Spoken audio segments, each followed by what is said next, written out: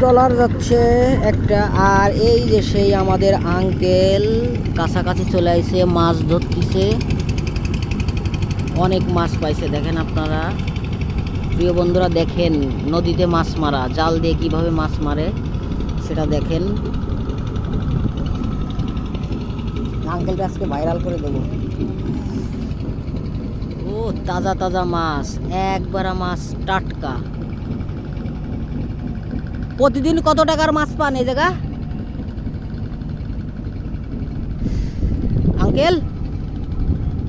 প্রতিদিন কি এরকম মাছ পান? তাইলে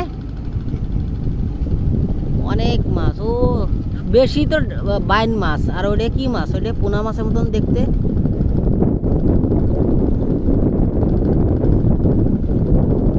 জালে প্রচুর মাছ পাচ্ছে, প্রচুর। সেই ট্রলারটা ওই যে দূরে চলে গেল, শীতলক্ষা নদীর। হ্যাঁ,